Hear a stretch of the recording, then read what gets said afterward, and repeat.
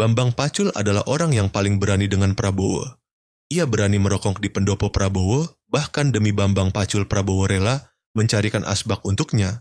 Lalu, apa yang membuat Bambang Pacul begitu berani? Simak ulasan berikut. Betul nggak Pak Pacul bahwa Anda jadi satu dari sangat sedikit orang mungkin, kalau nggak mau dibilang orang pertama, yang bisa merokok di pendoponya Pak Prabowo Subianto? Ini boleh cerita kan? Iya, nggak karena tiba-tiba saya nggak tahu apa yang terjadi. Karena di acara press itu, conference live semua TV ya, kita nonton ya Ars ya. Iya. Tiba-tiba di tengah-tengah press conference ya Pak Prabowo. Mana Mas Bambang Pacul? Mana? Sini. Mas Bambang Pacul ke depan, Mas Bambang Pacul. Iya. Mengajarkan filosofi Jawa. Ya soal pendopo dia bilang gitu kan.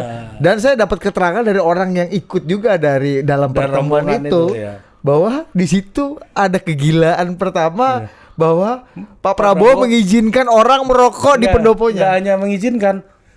Mana asbak buat Pak Bambang Pacul. Ada itu keterangan orang dalam. Ya. Ini mitos yang dibangun, mitos yang beredar. Ini belum pernah konfirmasi nih. Betul nggak? Nanti dimasukin tuh edisi itu ya. Sebelum Mbak Puan juga kita dapat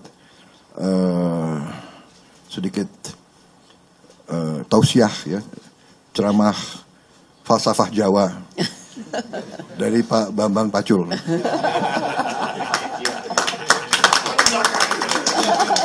Kenapa di belakang? Depan dong. Jadi beliau mengupas tentang pendopo dan sebagainya. Pak Divio ya. Keterangan orang dalam. Coba kasih dulu.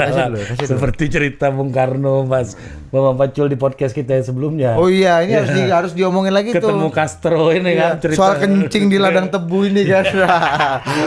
Tahun 60 itu. Nah, coba Pak Pacul. Enggak, soal pendopo dulu nih Pak Pacul. Katanya Anda sakti betul samping merokok di pendoponya Pak Prabowo. Saya lupa ingat, tetapi itu kejadian ada.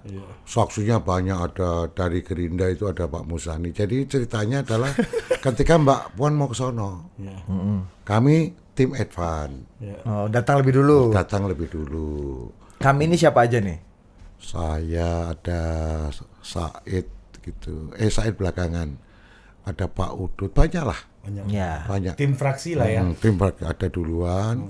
Kemudian dari Gerindra ada Pak Dasko, ada Pak Musani, ada jagoan. Pak Sugiono, ada ring satu semua ya. Jagoan itu. Pak Prasetyo Hadi.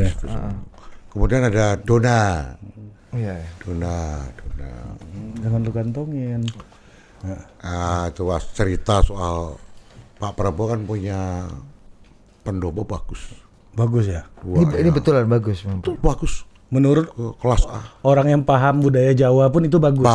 Nah, apa bagusnya di mana Pak? Pendopo model Jogja. Bagus. Aku tanya, ya memang ini yang buat orang Jogja katanya. Tapi aku nggak tahu, baru ku jelasin. Aku nggak tahu tuh Pak Prabowo-nya yang nggak tahu. Prabowo. Nggak tahu apanya Pak Pacul. Pak Prabowo. Nggak tahu mananya ini. Ya ini maknanya. Bagus ya, bagus. Pak ini bagus. Secara estetik bagus, tapi ini secara antropologis dan semiotik ini kan. Ya, coba ceritanya gimana Pak Pacul? Ya, apa yang Pak Pacul jelaskan? Tapi ini janganlah ini. Aku ceritain lah. Intinya ada maknanya lah ya. Ada maknanya. Terus. Maknanya aku jelasin lah. Ya. Kemana jelasin. Ya, apalagi katanya. Wah, mau diizin Pak Jenderal, saya bilang. Kalau orang PD itu kalau ngomong ya dengan ngerokok nih ya. Itu baru ilmunya keluar semuanya. Itu mengeret nggak itu? Ring satu Gerindra ini. Ya diem semua. Ya. Mungkin ini orang. Gitu. Kalau Pak Prabowo kan hanya bisa. Tadi komandannya kan Pak Prabowo itu ketua Partai Gerindra, ketum Partai Gerindra. Ayo semuanya juga bisa dipecat sama Pak Prabowo. Kalau saya kan nggak bisa, yang bisa pecat saya Bu Ketum. Beda geng, jadi nakal-nakal dikit nggak apa-apa. Tapi tetap hormat. Terus kan beda dikit nggak apa-apa, saya agak nakal-nakal dikit nggak apa-apa. Wong itu tidak merendahkan Pak Prabowo. Apa yang Pak Pacul katakan waktu itu? Ya saya bilang itu. Oh ya hari ini boleh, kata Pak Prabowo. Sekarang saya bebas kan kok. Aspak ke sini.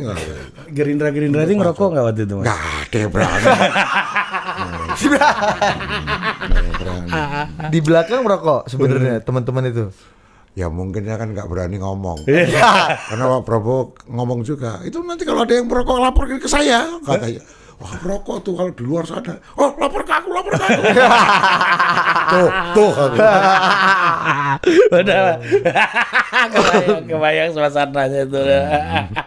Oh jadi Pak Prabowo betul ya. Jadi Pak Pacul setelah menjelaskan falsafah Jawa, filosofi dari pendopo, dan Pak Prabowo baru tahu juga.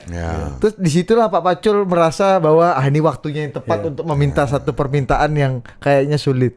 Tapi dari mana Pak Pacul punya keberanian meminta hal yang pada waktu itu di lingkungan itu tabu dan nggak mungkin dilakukan? Orang Gerindra itu bilang ke saya gini, Mas Pak Pacul. Akhirnya buka-buka nih orang bukan orang dalam lah gitu. Bambang Pacul gila bos, ngerokok. Mitos itu. Iya. Risiko maksimumnya apa? Kan ditolak. Iya, balik lagi teori risiko maksimum. Kan cuma ditolak. Di sini nggak boleh ngerokok Pacul, siap. Ini kewenangan Pak Jenderal kan gitu aja. Ini daerah teritori Pak Jenderal gitu ya. Kan gitu. Ya nggak apa-apa toh. Gitu loh. Hidup kan harus berani ambil risiko terberat. Katanya di sekitar Mbak Puan sama Bu Mega juga nggak boleh ngerokok ya? Ya, kita pasti harus tahu diri kan itu. Kalau itu kan internal. Iya, internal. Pemecatan bisa terjadi langsung dan sepihak, ya kan? Pak Pacul ya. Nggak bisa nego. Kalau yang Pak Jenderal kan harus lompat pagar dulu kalau memecat Pak Pacul kan. Risiko maksimalnya kalau di sana ditolak. Kalau di sini dipecat. Kalau di sini kan bisa 1 lembar surat. Tanya mas kita bos.